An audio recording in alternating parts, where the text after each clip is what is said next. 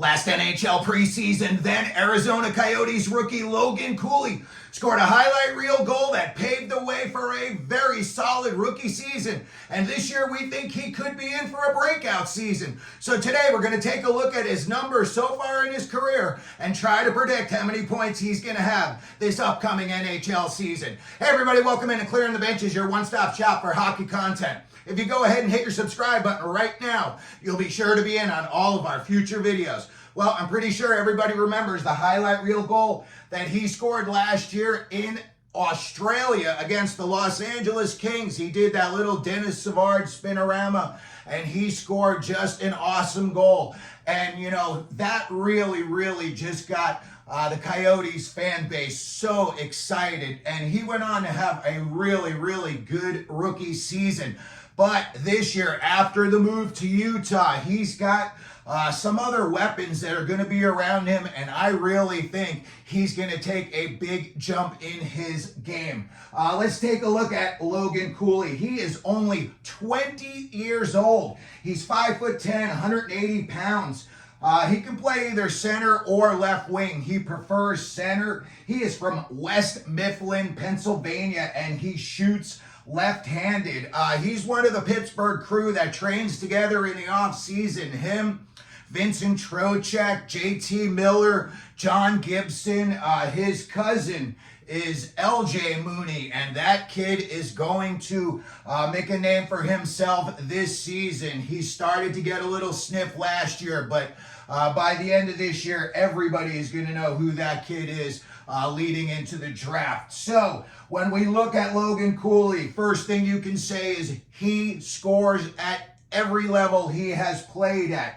When he played for 3 seasons at the Pittsburgh Penguins Elite, under 14 to under 18, he had 141 points in just 122 games. In 2021-22, he played for the USNTDP Juniors, and he scored 36 points in 24 games. That same year, he also had 75 points in just 51 games playing for the United States National Under-18 team. And still that season, he added 16 more points in 11 games at the World Junior Championship, 18-year and 20-year levels. So he just progressed, and at every level, the scoring just kept coming, and it remained very consistent.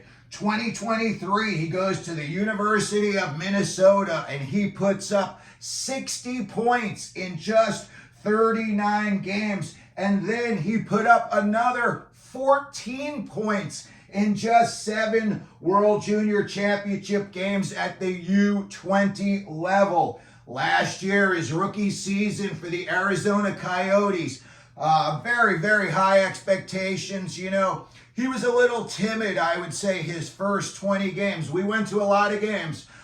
We saw 20 games last year at the Mullet. He was getting bounced around pretty good by some, you know, bigger guys. They were almost targeting him, I would say. Really, guys were taking liberties with him. And, you know, this year, I think that they kind of beefed up the team around him. Listen, the other day, they just bought in Robert Bortuzzo. He is a big boy. You know, there's plans that they're going to be playing Cooley on a line with Lawson Krause. You know, his nickname is the Sheriff. He's a big boy. But I think this year could be the year he drops the mitts a few more times and he tries to, you know, plant the flag and establish their territory.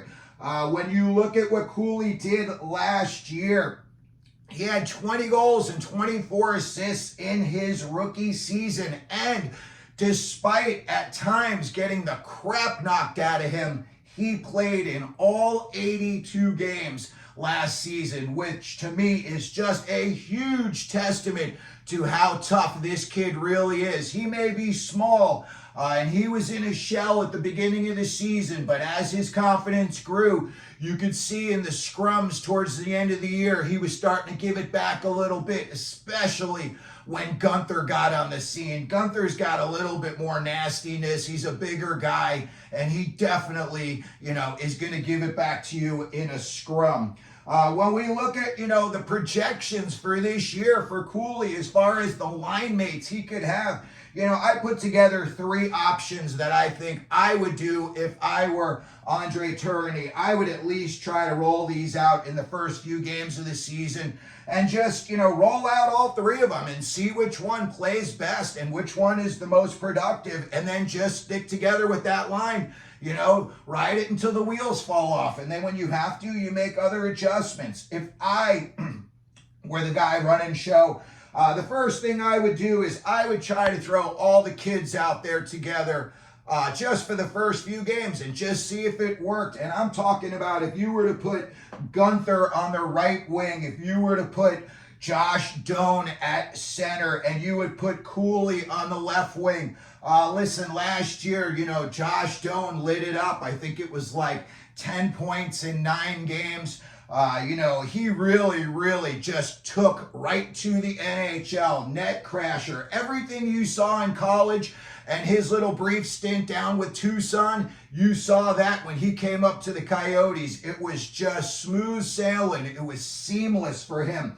I think that kid is good enough that they could be, seriously, a top line in the NHL. Now, I know that what they're going to try in the beginning of the year is they're going to put Gunther on the right wing, Cooley at center, and they're going to put Lawson Krause on the left wing. And I think that's a great opportunity for Krause really to, establish himself as a big power forward in the NHL. You are going to have a zillion opportunities around the net with Cooley and Gunther. I mean, these are 2 kids that just buzz around the net. And, Cooley to me is he's like a 50-50 scorer distributor.